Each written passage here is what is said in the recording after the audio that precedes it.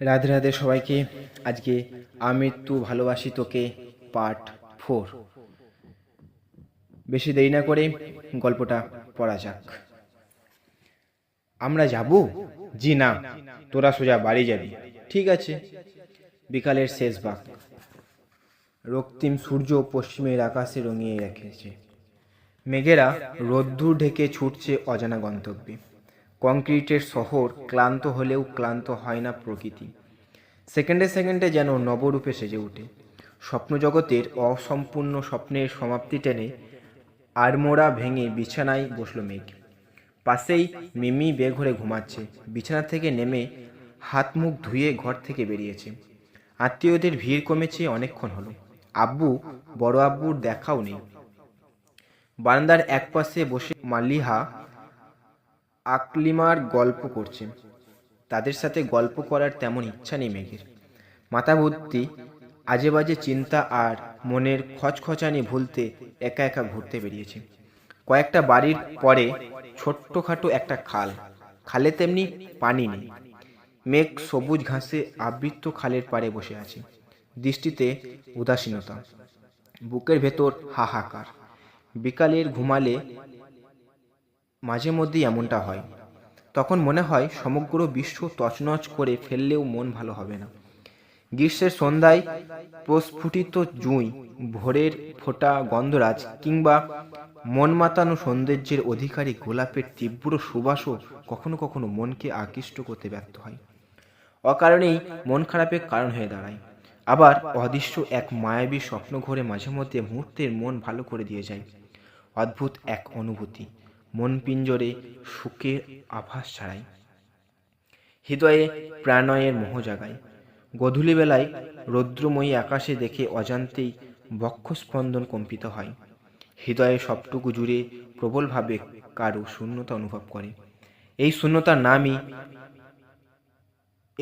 নাম নেই, রং নেই, আর কোনো রূপও নেই। শহরের বুক সন্ধে নামলে নিয়নবাতির হলদে আলোর ভিড়ে সেই শূন্যতা বিলীন হয়ে যায়। মেঘ আনমনে নিজেকে প্রশ্ন করে, কাকে মিস করি আমি, আর কেনই বা মিস করি? বর্ষণের অশান্ত আকাশের মতো প্রশ্নগুলো বিধ্বস্ত প্রায়। যারা উত্তর খুঁজে পাওয়া দুষ্কর রহস্যময় জীবনে সামান্য একটা রহস্য মেঘ আজও উদ্ঘাটন করতে পারেনি। প্রায় সন্ধে হতে চলল। মেঘ এখনো বসে আছে। খালের ঘোলাটে পানিতে ছোট্ট ছোট্ট টোপাপানা স্বচ্ছন্দে ভেসে বেড়াচ্ছে। মেঘ আপন মনে নুড়ি ছুটছে পানিতে। অস্থির চিত্তের অস্থিরতা কিছুটা কেটেছে। প্রকৃতির মায়ায় মনের আকাশ মুগ্ধতায় ভরে উঠেছে। তানবীর হঠাৎ পেছন থেকে উঁচু গলার শুধালেন, বুনু, এখানে কি করছিস?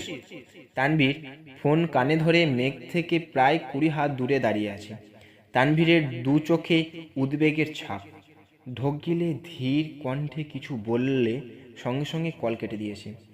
মেঘ বাসা থেকে উঠতে উঠতে বলল, বাড়িতে ভালো লাগছিল না, তাই এখানে বস।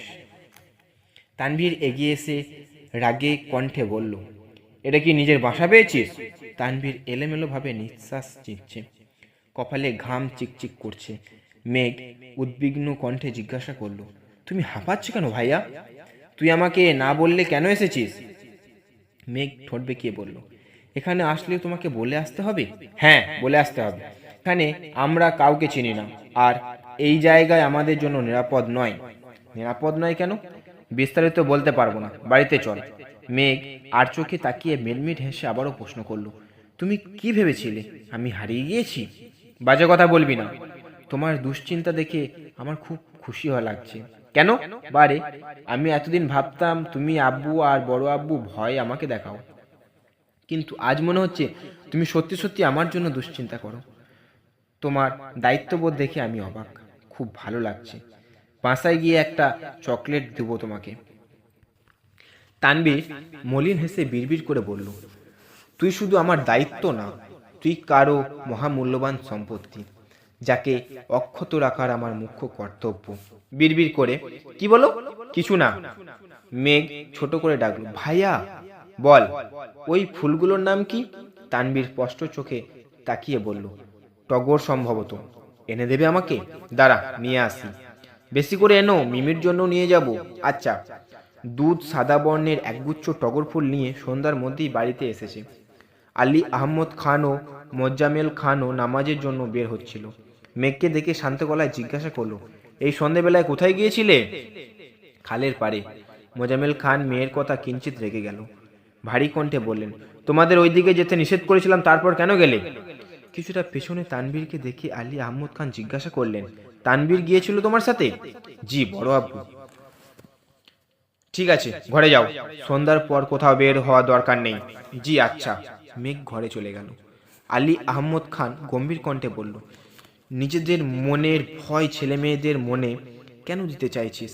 ওরা আনন্দ করতে এসেছে, তাই করুক। তাছাড়া ওদের বাড়ির মানুষের দাওয়াত রক্ষা করেছে, তার মানে তারাও হয়তো মন থেকে ঝামেলা মিটিয়ে ফেলতে চাইছে।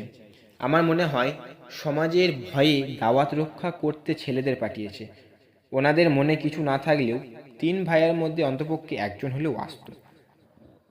আমরা আছি তো 2 দিন, দেখি এর মধ্যে দেখা সাক্ষাৎ হয় কি না। তুমি যা ভালো মনে করবে। আত্মীয় স্বজন প্রায় সবাই চলে গেলেও আলী আহমদ খানের দূরের সম্পর্কের এক বোন আর ওনার মেয়ে বাড়িতে থেকে গিয়েছেন। মূলত মালিহা খানদের জোড়াজুড়িতে থাকছেন। উনি আর ওনার মেয়ে বাহারি রকমের পিঠার আয়োজন করেছেন। মালিহা খান, হালিমা বেগম আর আকলিমা আর ওনাদের সাহায্য করছেন। মিমি আর আদি বিছানায় বসে পা দুলাচ্ছে আর রস পাকানো পিঠা খাচ্ছে। মেঘ ফুল হাতে রুমে ঢুকতেই আদি আহ্লাদি কণ্ঠে বলে উঠল, আপুই, কোথায় গিয়েছিলে তুমি? আমি আর আপ্পি ঘুম থেকে উঠে সারা বাড়ি খুঁজেছি তোমাকে। ঘুরতে গেছিলাম, দেখো কি সুন্দর ফুল নিয়ে এসেছি। মিমি একটা ফুল হাতে নিয়ে ঘুরিয়ে ফিরিয়ে দেখে বল, বাহ, কত সুন্দর ফুল, কোথায় পেয়েছো? ভাইয়া জঙ্গল থেকে এনে দিয়েছে। আকলিমা এক বাটি পিঠে টেবিলের উপর রেখে চাপার স্বরে বলল, মেঘ, তোর আম্মুর রুমে আসার আগে তাড়াতাড়ি হাত মুখ ধুয়ে পিঠে খেতে বস। আম্মু কি খুঁজছিল আমাকে?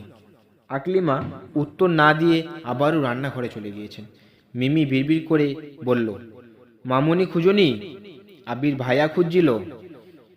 বোনের মুখে অপ্রত্যাশিত কথা শুনে মেঘের কপালে ভাঁজ পড়ল। নাক মুখ কুঁচকে কণ্ঠে বিরক্ত রেস্ট টেনে জিজ্ঞাসা করল, কি বললি? হিটলার হঠাৎ আমাকে খুঁজছিল কেন? আমি ঘুমাচ্ছিলাম, বিস্তারিত শুনিনি। তানবীর ভাইয়া আর মামুনি তোমাকে নিয়ে কথা বলতেছিল। তখন ফোনে আবির ভাইয়া কণ্ঠ শুনেছি। তুমি কোথায় গিয়েছো সেটাই জিজ্ঞাসা করছিলেন। মেঘ দীর্ঘশ্বাস ছেড়ে বলল, এক ভাইয়ার যন্ত্রণায় বাঁচি না, তার উপর আর একজন। ধুর, বেড়াতে এসেও শান্তি নেই। আম্মু এসে বকা না দিলেও হয়। মেঘ হাত মুখ ধুয়ে চুপিসারে অল্প কয়েকটা পিঠা খেয়ে তাড়াতাড়ি শুয়ে পড়েছে। অজানা এক সংখ্যায় মেঘের বুক কাঁপছে। শ্বাসরুদ্ধকর পরিস্থিতি। আবির নামক অবিনশ্বর কাঁটার কারণে মেঘের জীবন দুর্বিষয় হয়ে উঠেছে। সম্পর্কে চাচাতো ভাই হলেও তার অধিকারবোধ আপন ভাইয়ের থেকেও কয়েক হাজার গুণ বেশি। বাড়ির বড় ছেলে হওয়ায় আবিরে সবার নয়নমণি। আবির যা বলবে নির্দ্বিধায় সেটাই হবে। মেঘ চিৎকার করে আকাশ পাতাল এক করে ফেললেও আবিরের সিদ্ধান্ত থেকে বাড়ির মানুষদের এক চুল নাড়াতে পারবে না। এখানে আসার আগেই মেঘেদের সাবধান করা হয়েছিল, অপরিচিত জায়গায় একা একা কেউ যেন কোথাও না যায়। অথচ মন খারাপের কারণের মেঘের তখন কিছুই মনে হচ্ছিল না। আবিরের কান পর্যন্ত কথা পৌঁছে গিয়েছে, মানে অনাবশ্যক কিছু তিক্ত কথা তাকে শুনতেই হবে। একরাশ বিরক্তির বুক চেপে শ্বাস ছাড়ল। মেঘর জীবনে আবিরের অস্তিত্ব আগুন ফুলকির মতো। ধরা ছোঁয়ার বাইরে থেকেও মেঘের শান্তিময় জীবনে ঝলসে দেওয়ার অসম্ভব ক্ষমতা রাখি। স্মৃতিফলকে কিছু তিক্ত অনুভূতি ব্যতীত মেঘের মনে আবির আর কোনো সত্তা অবশিষ্ট নেই। মেঘ তখন সবেমাত্র 5ম শ্রেণীতে উঠেছিল। ছোটবেলা থেকেই খুব ছটফট স্বভাবের মেয়ে ছিল। সর্বক্ষণ হাসি খুশি থাকা আর খুব সহজে মানুষের সাথে মিশিত পারার অসম্ভব এক ক্ষমতা ছিল। স্কুলে হঠাৎ করেই নতুন ছাত্র আগমন ঘটেছিল। পাতলা ধবধবে ফর্সা এক ছেলে, নাম ছিল জয় চৌধুরী। বাবা উপজেলা নির্বাহী অফিসার হওয়ার সুবাদে ঘন ঘন বদলা হতে হতো তাকে। অল্প কয়েকদিন মেঘের সাথে জয়ের বন্ধুত্ব হয়ে গিয়েছিল। পিচিদের বন্ধুত্ব যেমনটা হয়, চকলেট শেয়ার করা, টিফিন টাইমে একসঙ্গে খেলাধুলা করা, কিন্তু ভাগ্যের কি নির্মম পরিহাস। তাদের বন্ধুত্ব এক সপ্তাহ পার না হতেই আচমকা একদিন টিফিনের সময় আবির স্কুলে এসেছিল। মেঘকে জয়ের সাথে খেলতে দেখে আবিরের চোখ দিয়ে অগ্নিবর্ষণ হয়েছিল সেদিন। ক্রোধে অনলে দাউ দাউ করে জ্বলছিল। নিজের উপর নিয়ন্ত্রণ হারিয়ে স্কুলের সবার সামনে মেঘের গালে থাপ্পড় বসিয়ে দিয়েছিল। সেই সাথে রাগান্বিত স্বরে চিৎকার করে বলেছিল, আজকের পর কোনোদিন কোনো ছেলের সাথে বন্ধুত্ব করলে সেদিন মাটিতে পুঁতে ফেলবো তোকে। সেই থাপ্পড়ে মেঘ টানা এক সপ্তাহ জ্বরে ভুগেছিল।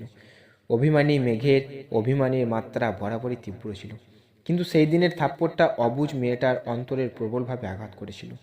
ভয়, ডোর, আতঙ্কের অন্তরালে মেঘের অন্তঃকরণে জন্ম নিয়েছিল আবিরের প্রতি এক আকাশ ঘৃণা আর বিস্মিতা। মেঘ বালিকা রৌদ্রজল অতিরিক্ত সেদিনে কালো মেঘ ঢেকে গিয়েছিল।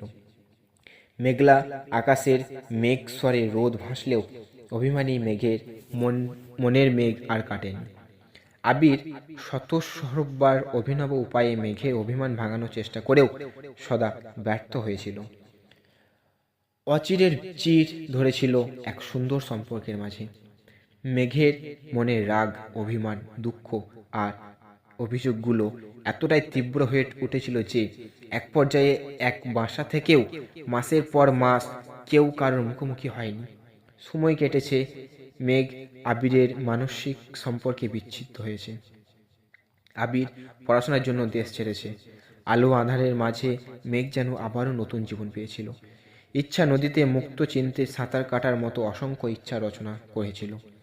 কিছুদিনের জন্য মনে হয়েছিল জীবনটা রঙিন প্রজাপতির মতো, কিন্তু সেই প্রজাপতি দুঃখ অনলে পড়ে যেত বেশি দিন সময় নিল না। হঠাৎ করেই তানভীর দায়িত্বশীল ভাইয়ার মতো মেঘের সব দায়িত্ব নিতে শুরু করে। মুক্ত জীবনের মোহে ঝলমলে মনটা কিছুদিনের মধ্যেই বিষাদ রূপান্তরিত হয়েছিল। প্রথম আক্রোশে ফেটে পড়লেও ধীরে ধীরে সবকিছু স্বাভাবিক হয়ে উঠেছে। অব্যক্ত কাব্যের অন্তরালে দুঃখ চেপে রেখে জীবনের সুখ খুঁজে নিয়েছিল। তানভীরের যত্ন আর ভালোবাসা এক অদ্ভুত রকমের দায়িত্ববোধের অস্তিত্ব খুঁজে পেয়েছিল। মেঘও সেইভাবে নিজের জীবনের গুছিয়ে নিয়েছে। ভাইয়াকে বন্ধুর মতো ভেবে নিয়েছে। কোনো এক বৃষ্টি ভেজা সকালে মেঘ আকাশের দিকে তাকিয়ে বুকের তপ্ত নিঃশ্বাস ত্যাগ করে বলছিল, আমার মুক্তি জীবনে বন্দি থাকুক স্বপ্ন ঘোরের মাঝে, সাঁঝবেলাতে সাজবো তোমায় শুকনো পাতার ভাঁজে। ফোনের রিংটনে ঘুম ভেঙেছে মেঘের। কপাল কুঁচকে ঘুম ঘুম চোখে পাশ থেকে ফোনটা হাতে নিল। ফোনের স্ক্রিনে আবিরের নাম দেখে আতর্কিতে ঠোঁট বাঁকালো। মেঘ বিরক্তির স্বরে ডাকলো, আদি। আদি পাশের রুম থেকে ছুটে আসতেই মেঘ রাগী স্বরে বলল, ফোনটা বড় আম্মুর কাছে নিয়ে যা, বড় আম্মু ব্যস্ত। বলতে বলতে আদি ফোনটা হাতে নিল। আব্বিরের নাম দেখে এক সেকেন্ড দেরি না করেই রিসিভ করলো। আদি হাসি মুখে জিজ্ঞাসা করলো, কেমন আছো ভাইয়া? আলহামদুলিল্লাহ ভালো। তুই কেমন আছিস? আলহামদুলিল্লাহ। আম্মু কোথায়? কাজে ব্যস্ত। ফোন নিয়ে যাব? না থাক। তোর আপ্পু কোথায় রে? এখানেই আছে, কথা বলবে? আবির ধীর কণ্ঠে বলল, সে কি আদিও কথা বলবে? আদি মেঘের দিকে ফোন বাড়াতেই মেঘের অগ্নি চোখে তাকালো। আদি নিজের কাছেই ফোনটা নিয়ে লাউডস্পিকার দিয়ে বলল, ভাইয়া তুমি বলো, আপ্পু শুনছে।